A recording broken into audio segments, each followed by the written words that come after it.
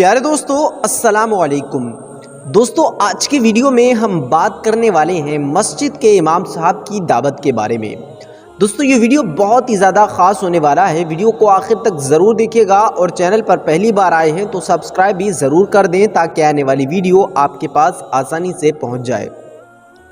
दोस्तों, रमज़ानुल मुबारक का वो मुक़द्दस वो मुजर्रब महीना चल रहा था। हर घर में मस्जिद के इमाम यानी एक आलिम दीन की दावत हो रही थी। तो उसी असना में एक मियाँ बीबी जिनके यहाँ कोई औलाद पैदा नहीं थी, तो उन्होंने अपने यहाँ औलाद की एक मन्नत मांगी और वो लोग दिल में तमन्ना करने लगे कि हम भी मस्जिद के इमाम साहब को खाना खिलाएंगे। उन लोगों ने ये दिल में तमन्ना कर ली और उन लोगों ने मस्जिद के इमाम साहब को दावत दे दी। अब जब शाम का वक्त करीब आया, शाम का वक्त करीब आने के बाद मस्जिद के इमाम साहब को वहाँ बुलाया जाता है।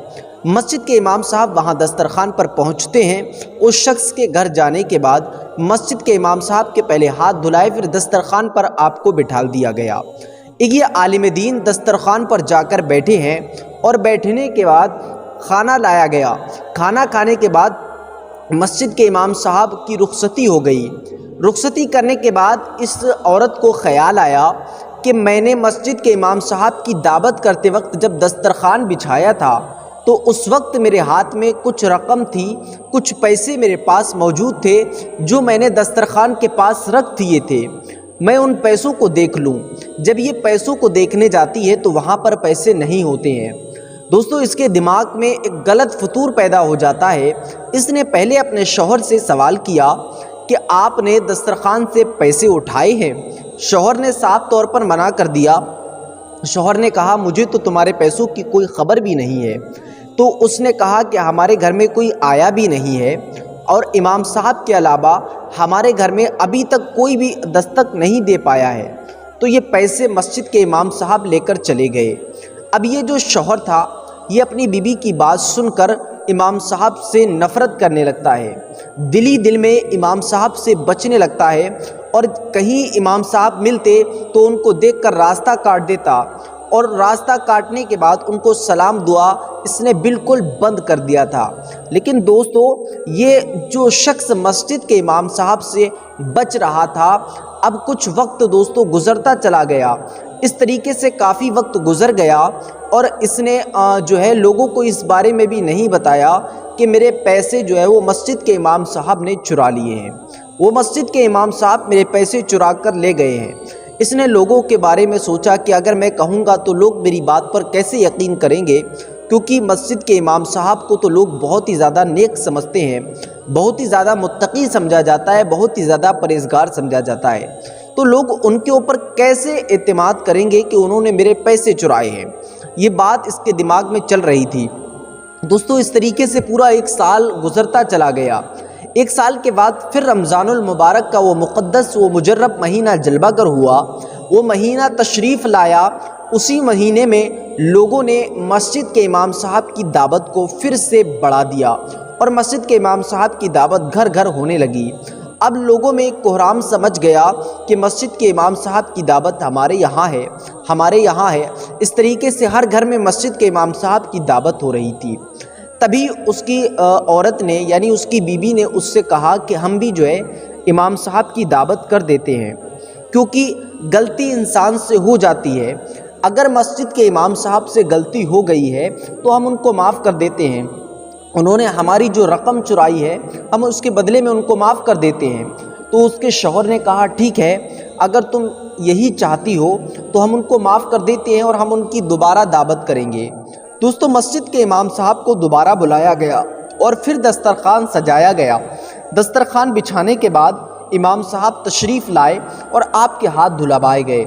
जब हाथ धुलाने के बाद इमाम साहब को दस्तरखान पर ले जाया गया, आपसे सवाल किया गया कि हज़रत, आप खाना खाने के बाद आपसे सवाल किया, हज़रत यहाँ पर एक मर्तबा आप और तशरीफ़ ला चुके हैं।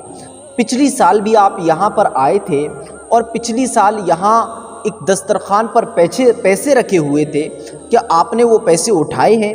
अब मस्जिद के इमाम साहब ने जवाब दिया, जी बिल्कुल, मैंने आपके पैसे उठाए हैं और वो पैसे मैंने ही रखे हैं। तो उस शख्स को एकदम जो है ये गुस्सा सा आ गया کہ یہ مسجد کے امام صاحب ہو کر پیسے چرا رہے ہیں۔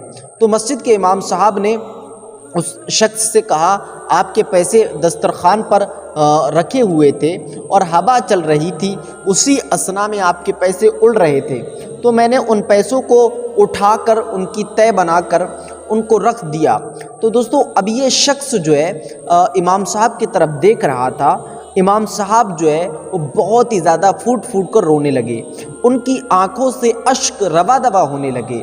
مسجد کے امام صاحب نے کہا اے نادان، آج 1 سال پورا مسلسل 1 سال ہو گیا، آج تم 1 سال سے مجھ سے پیسوں کا جو 1 سال بعد پیسوں کا جو سوال کر رہے ہو، اس سے یہ بات تو ثابت ہوتی ہے کہ تمہارے گھر میں قرآن کی تلاوت نہیں کی جاتی۔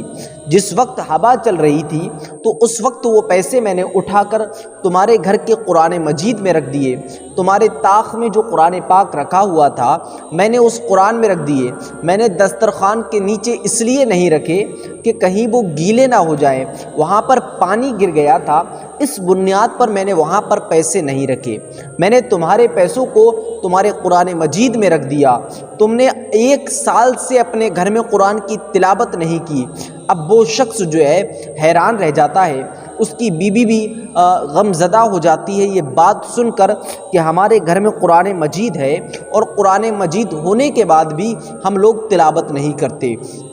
تو دوستو مسجد کے امام صاحب کے اوپر جو الزام لگایا جا رہا تھا، ان کے ذہن میں یہ خیال تھا کہ پیسے جو ہے وہ مسجد کے امام صاحب نے لے لیے ہیں۔